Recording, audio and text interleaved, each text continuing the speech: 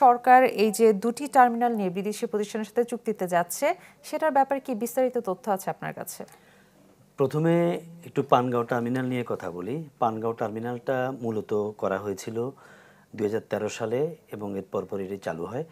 এটি নির্মাণ করা হয়েছিল মূলত ঢাকা জেলা এবং তার আশপাশের জেলাগুলোতে যেসব ব্যবসা প্রতিষ্ঠান বা কলকারখানা আছে তাদের আমদানি রপ্তানি কাজের সুবিধার জন্য।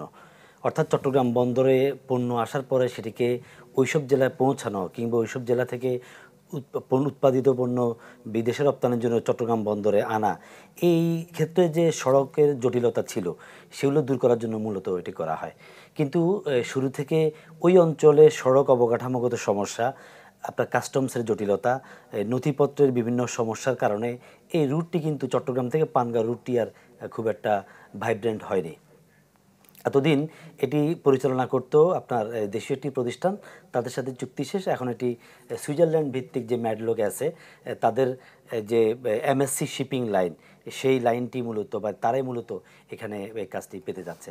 আর একই সাথে এই চট্টগ্রামের যে পতেঙ্গায় লালদিয়া, সে লালদিয়া যে টার্মিনালটি হবে এপি মুলার, তাদের হচ্ছে মার্কসল্যান্ড শিপিং লাইন। মার্কসল্যান্ড বাংলাদেশে টোটাল যে শিপিং তার প্রায় 40% কাভার করে।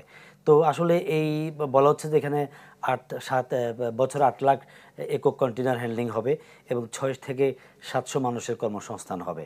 তো মূলত আসলে দক্ষ বিদেশি অপারেটরের মাধ্যমে বাংলাদেশের আমদানি রপ্তানি বাণিজ্যের যে হ্যান্ডলিং কার্যক্রম সেটিকে বিশ্বমানে উন্নীত করার জন্যই সরকার বলছে এই উদ্যোগগুলো নেওয়া হচ্ছে। জি, আরও একটা ব্যাপার আমি জানতে চাচ্ছি যে শ্রমিক এবং বাম সংগঠনগুলো এই উদ্যোগের বিরোধিতা করছে, তাদের পক্ষের যুক্তিগুলো আসলে কি?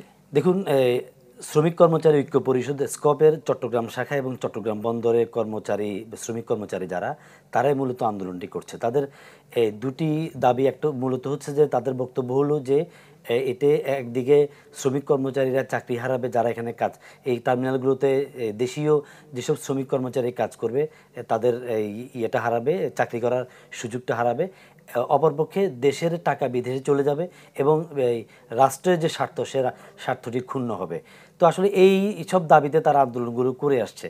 এখন সরকার বরাবরই বলে আসছে যে না, এই যুক্তিগুলো ঠিক নয় এবং দেশের স্বার্থ রক্ষায় হবে। কিন্তু এখানে সবচেয়ে বড় সমস্যা যেটি বলা দরকার এমি, সেটি হলো যে যে চুক্তিগুলো হচ্ছে সেই চুক্তিগুলোতে কী ধারা আছে, কার স্বার্থ কতটা রক্ষা করা হচ্ছে, এই বিষয়গুলো পরিষ্কার না। অর্থাৎ চুক্তির যে ক্লজগুলো, সেই ক্লজগুলো এখনও জনমনে জনসমক্ষে উঠে আসেনি। কাজেই এটা নিয়ে ধোঁয়াশা থেকেই কিন্তু মূলত এই আন্দোলন সংগ্রাম।